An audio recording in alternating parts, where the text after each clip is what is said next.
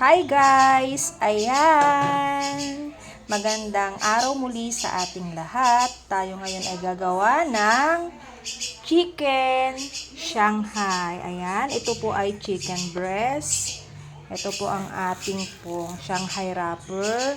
So, andito po yung mga isasahog natin. Siyempre, hindi mawawala yung carrots, bell pepper, green and red, sibuyas, ayan, puti at saka yung violet, bawang, onion leaves, at asin, konting pampalasa, and then itlog, paminta, at saka konting flour. So, ilalagay lang natin ito sa sa atin pong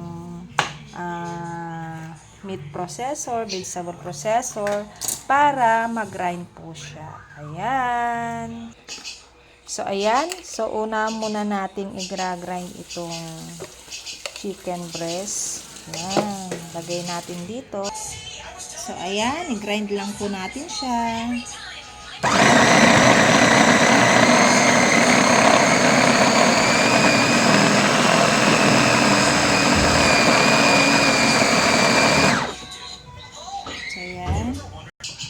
So, ayan, nag-grind na natin itong pork. Ayan, tingnan nyo po. Ayan, grind po siya.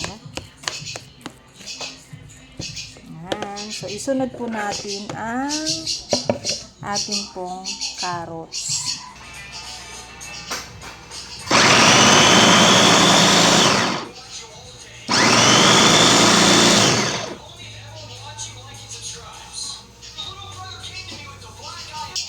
So, ayan. So, ilipat po natin dito. Ayan.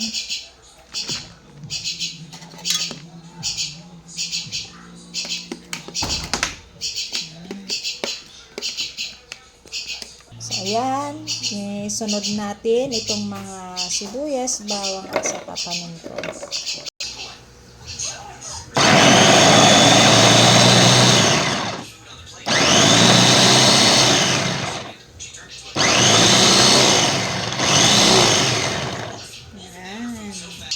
So, ayan, nag-grind na po lahat ng ating mga ingredients.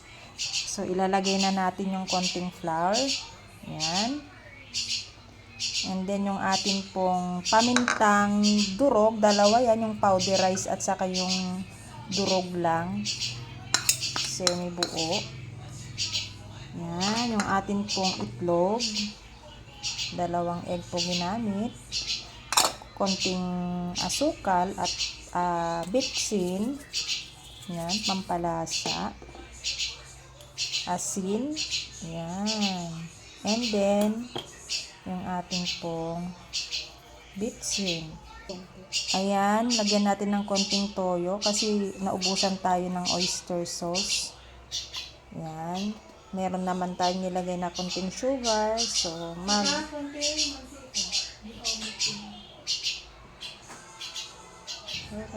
ayan, at saka konting oil para kapag binalot natin hindi siya nagdidikit-dikit sa sa pagbalot natin. Yan. So, ihalo lang po natin. Yan. Mekos-mekos lang. Pagsama-samahin natin.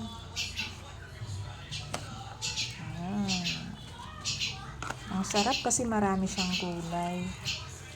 Yan. Itong paborito po ng ating prinsesa. So, madalas kaming gumagawa nito dahil ito lang yung gusto niya.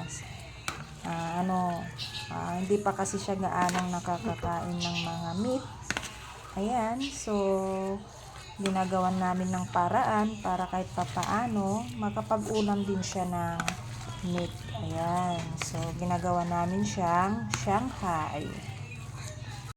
So, ayan. Nahalo na natin. I-rest lang natin to ng mga 10 minutes para mas malasa siya. So, sa mga mami dyan na mahirap pakainin ng mga anak sa mga gulay, sa karne, so, itry natin ito. Kasi perfect na siya. May meat and then meron na siyang vegetable. Ayan. So maraming salamat po sa panonood. Ingat at God bless po sa ating lahat.